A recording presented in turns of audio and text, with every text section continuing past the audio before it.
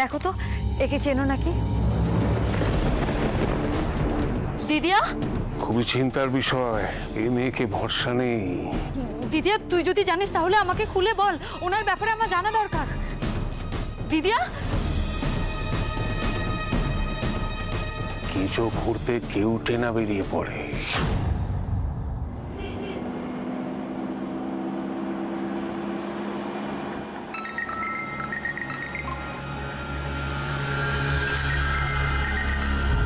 হ্যাঁ চারু, বলো।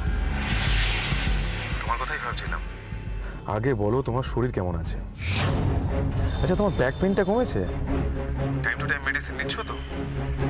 কি ব্যাপার বলো তো, অনেক দিন হলো তুমি চেক আপ করতে আসোনি। তোমাকে বারবার বলেছি তুমি এগুলো নিয়ে নেগলেক্ট করো না। হ্যালো,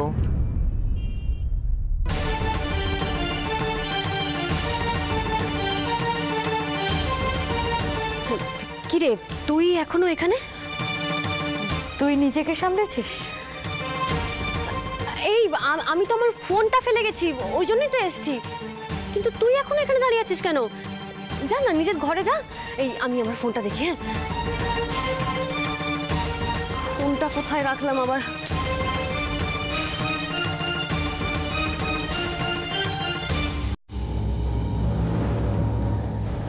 এখানেও তো নেই, দেখি ড্রয়ারে আছে কিনা।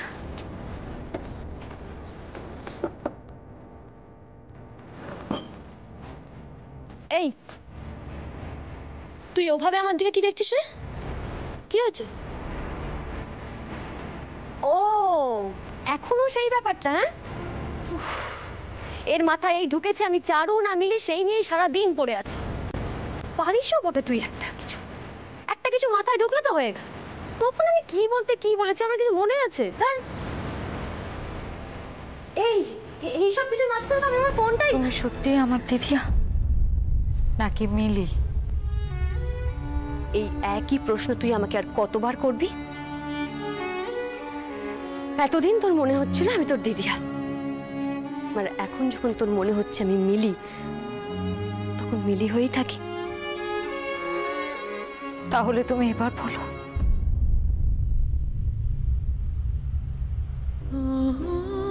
এই যে দিনের পর দিন তুমি আমার দিদি আসে যে অভিনয় করে যাচ্ছ, তোমার কোনোদিনও খারাপ লাগে না? আমার কাছে তোমার ভালো লাগা আর তোমার ভালো থাকাটা জরুরি। কখনো তুমি, কখনো তুই, কখনো চারু, কখনো মিলি। আমি আবারও বলছি, তুমি আমায় কি ভাবো সেটাই আমার কাছে জরুরি। কিন্তু মিলি হয়ে অন্য আরেকজনের পরিচয় বাঁচাটা তো সহজ নয়। মিলি প্রতিবাদ করতে চায় না, খুলে ফেলতে চায় না এই মুখোশটা। চায় তো, মাঝে মাঝেই মনে হয় আর কত দম বন্ধ হয়ে আসে আমার, মনে হয় চিৎকার করে সত্যিটা সবাইকে বলে দিই। তাহলে অসুবিধাটা কোথায়? অসুবিধে নয়, ভয়। আমার ভয় করে, আমি ভয় পাই। কিসের ভয় তোমার? সত্যিটা সবার সামনে এলে কপালে অনেক দুঃখ আছে, সেই ভয়? তোমাকে হারাবার ভয়।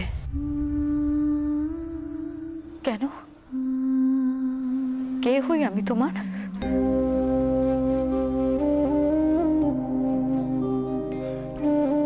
তোমাকে আমি দিদিয়া ভেবেছি, দিদিয়া বলে ডেকেছি, তা বলে তো তুমি আমার দিদিয়া হয়ে চাওনি। এই সংসার, মিহিরতা সবকিছু আমার দিদিয়ার। আমার দিদিয়া যখন এখানে ফিরে আসবে তখন তোমার কি হবে তুমি একবার ভেবে দেখেছো? সেদিনও সত্যিটা জানলে যা হবে আজও ঠিক তাই হবে। সুতরাং এই নাটক করার কোনো মানেই হয় না।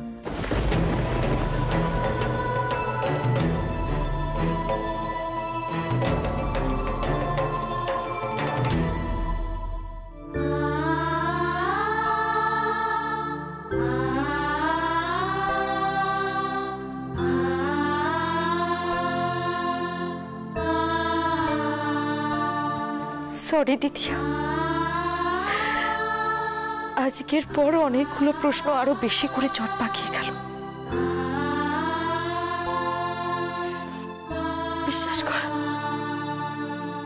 বিশ্বাস কর, আমি আমি ইচ্ছে করেই তোকে এই ধাক্কাগুলো দিলাম। এগুলো তোকে দেওয়াটা জরুরি ছিল।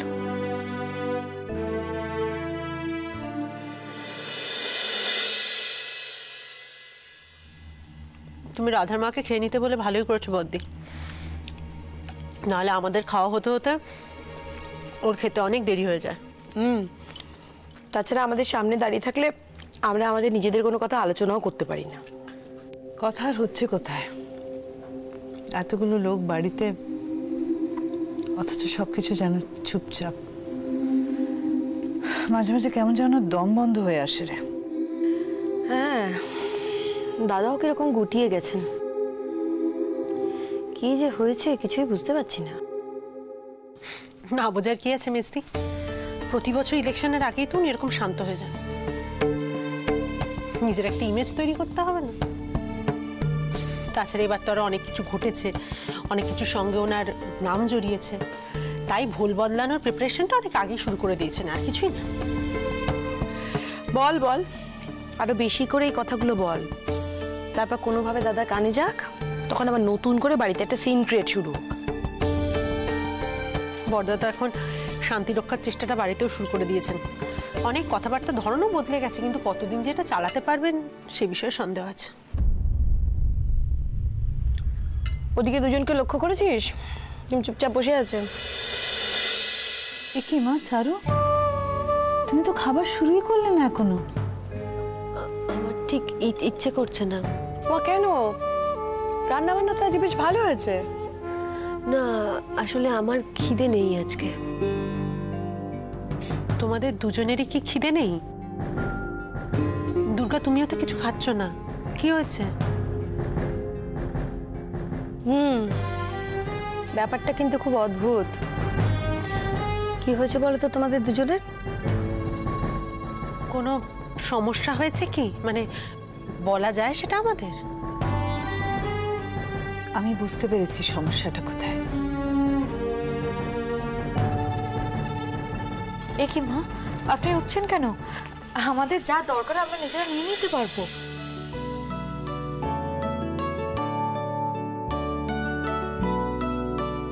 হা করো দেখি। কি হলো? মুখ খোলো।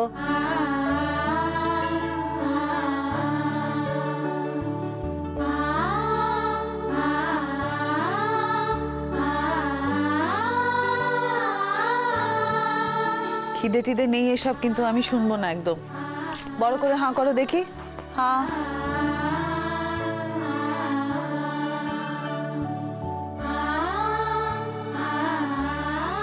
দিদি ভাই, তুমি কি করে বুঝলে যে এদের দুজনকে খাইয়ে দিলে এরা খাবে? মা তো, মা না থাকলে কি হয় সেটা তো আমি বুঝি। মা আমি খাবো না, আমি বললাম তো আমার দেরি হয়ে গেছে। করতে চাই না, না আমি খাবো না।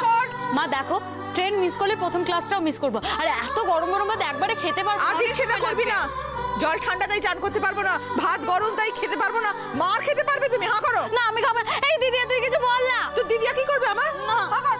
মা সত্যি আজ খুব লেট হয়ে গেছে, তুমি একটুখানি দাও। পুরো এই তুই চুপ কর তো। হ্যাঁ, এই একটুখানি দাও। এই হা কর। আমি খাবো না। হ্যাঁ করবি কি না? দেখেছিস, মার খেলেই তোর মুখটা হাঁ হয়ে যায়। এই দেখো, দুটোতে কিরকম ইমোশনাল হয়ে পড়লো। তবে বুঝি বললেই যে সবটা বুঝি তা কিন্তু নয়।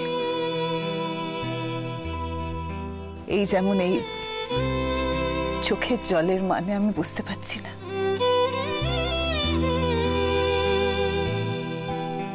তবে একটা কথা আমি তোমাদের বলতে পারি, আমি মনে প্রাণে বিশ্বাস করি তোমরাই আমার সংসারের লক্ষ্মী। তাই তোমাদের কোনোদিন কোনো অনাদর আমি সহ্য করব না।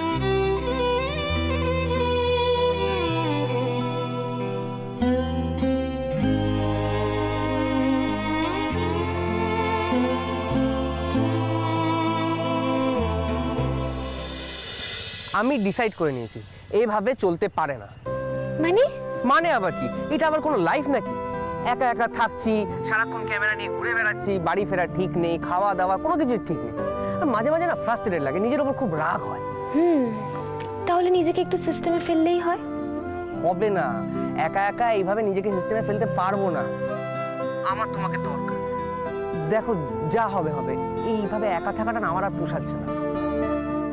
পূজা, আমরা বিয়ে করব। তোমার কি একেবারে মাথাটা খারাপ হয়ে গেছে? আরে বাবা, আমি সিরিয়াসলি বলছি, তুমি রাজি কিনা বলো, আমি ব্যবস্থা করছি। তার থেকে বরং যাও, গিয়ে গঙ্গায় ঝাঁপ দাও। পূজা, আমি কোনোদিন ভাবতেই পারিনি আমার মতো একটা বাউন্ডারের ছেলেকে কারো ভালো লাগতে পারে। জানো তো, এতদিন না লাইফটাকে খুব হালকাভাবে নিয়েছিলাম, কিন্তু তুমি আসার পর বুঝতে পেরেছি জীবনটা কতটা সুন্দর। আর দেখো, এত ভাবতে গেলে না সত্যি এগোতে পারবো না। প্রেম, তুমি কি ভুলে গেলে? সুভদ্রার কেসটা ভুলে গেছো একেবারে? বাবা, জেঠুমনি, এরা যদি আমাদের ব্যাপারটা জানতে পারে, বুঝতে পারছো কি হবে? তুমি কি ভয় পাচ্ছ? চোখের সামনে যা দেখেছি তাতে করে ভয় পাওয়াটাই স্বাভাবিক। কি হলো দিদি ভাইয়ের? ওই সম্রাটটাই এখন দিদি ভাইয়ের কাছে সব? না না, এরকম একটা লাইফ পাওয়ার থেকে বেটার না তুমি আর আমি যেরকম আছি সেরকমই থাকি। আমাকে প্লিজ ভুল বুঝো না প্রেম, তুমি একবার মাথা ঠান্ডা করে ভেবে দেখো আমি কেন কথাগুলো বলছি। আচ্ছা, আমি পরে কথা বলছি। প্রেম, তুমি কি রাগ করলে? আরে না না, এত রাতে দুর্গা ফোন করছে, নিশ্চয়ই কোনো দরকার আছে। আচ্ছা তুমি রাখো, আমি ওর সাথে কথা বলে তোমাকে কল ব্যাক করছি। হ্যাঁ, আমি রাখলাম।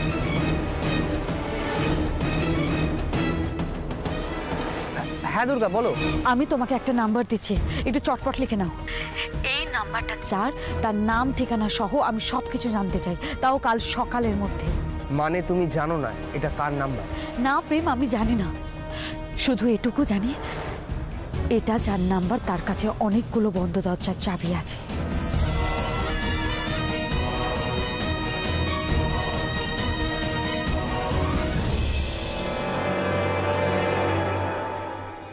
এত রাতে ঠান্ডার মধ্যে কারা কথা বলছে? সিকিউরিটি কেউ?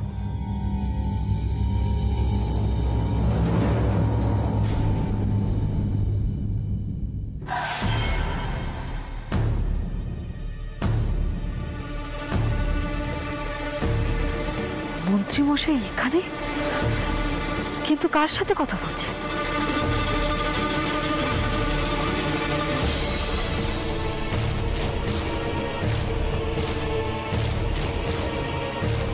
একজন মহিলা, কিন্তু পেছন থেকে তো চিনতে পারছি না।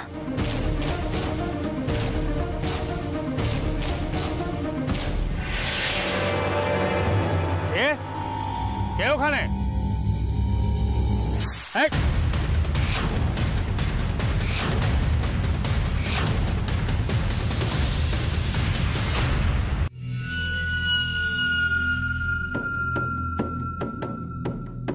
দুর্গা, এই রাতের বেলা ঠান্ডার মধ্যে আপনাকে বাগানে দেখে কৌতূহল সামলাতে পারলাম না, তবে ঠিক আপনাকে দেখে এটা বলাটা ভুল। আপনি এখন কার সাথে এখানে? আলোটা নেভাও। এবার বুঝতে পারছেন তো, বেশি আলো বা অন্ধকার যাই হোক মানুষকে অন্ধ করে দেয়। এই জন্যই ছোটবেলায় আমার বাবা একটা কথা শিখিয়েছিলেন, অতিবার বেরোনা ঝড়ে পড়ে যাবে। তখন কথাটার মানে অতটা বুঝতে পারিনি, কিন্তু এখন যত সময় যাচ্ছে বুঝতে পারছি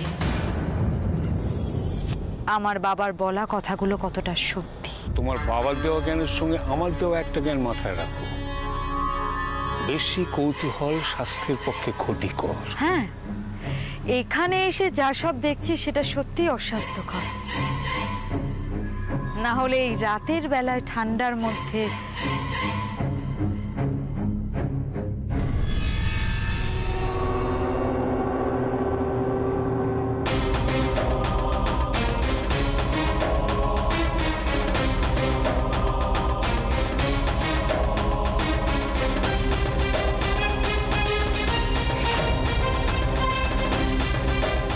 মেয়ের সাথে আপনাকে দেখা আর দেখে ফেলার পর আপনার এই আচরণ। বাড়াবাড়ি করো না দুর্গা, ওর হাতটা ছেড়ে দাও, ওকে যেতে দাও। স্বয়ং মন্ত্রী মশাই এত রাতে গোপনে যার সাথে দেখা করে সে তো আর যে সে নয়। কে ও, আর কেন এখানে ও এসেছে? এই প্রশ্নগুলো আমার মাথায় ঘুরপাক খাচ্ছে।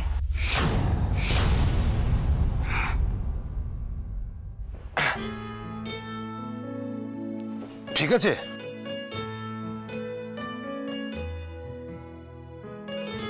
বিনয়, ব্যাপারটা না আমার ভালো লাগছে না।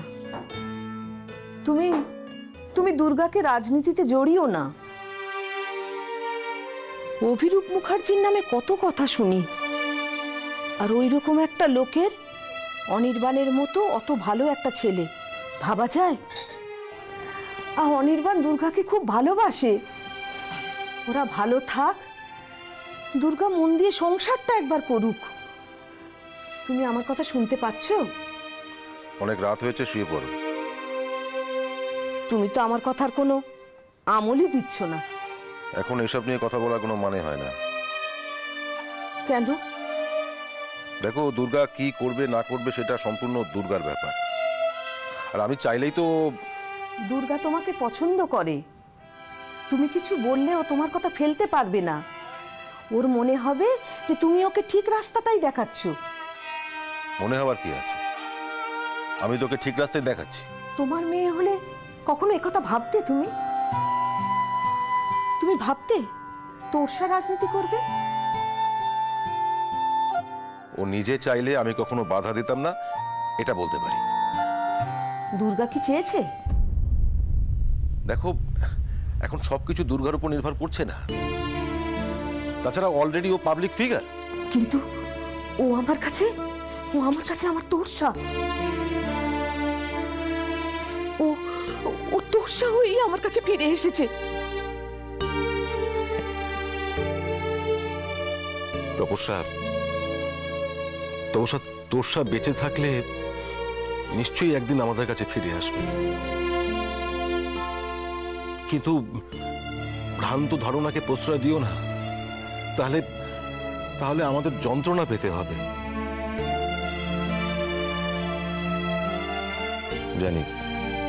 জানি কথাগুলো তোমার শুনতে খারাপ লাগছে। তপস্যা, তুমি নিজেকে এতটাও জড়িয়ে ফেলো না যাতে পরে। তোরসাও এখন দুর্গার মতোই হবে, তাই না? ওকে বলছি ঠিকই, কিন্তু আমিও তো দুর্গার সঙ্গে জড়িয়ে গেছি। সব সময় ওকে নিয়ে চিন্তা হয়, ভয় হয়। কি জানে কি করছে ও। জানি এই প্রশ্নের উত্তর আপনার কাছে নেই, না মানে আছে, কিন্তু প্রশ্নের উত্তর দেওয়ার সাহসটা নেই। তাই এই সব প্রশ্ন করে আপনাকে বিব্রত করব না। অনেক রাত হয়েছে, আপনি ভেতরে যান। ওর হাতটা ছাড়ো। আগে আপনি নিজের কথা ভাবুন। ভাবুন এইসব কথা জানলে মা কতটা কষ্ট পাবে। কিছু করেছো মায়ের?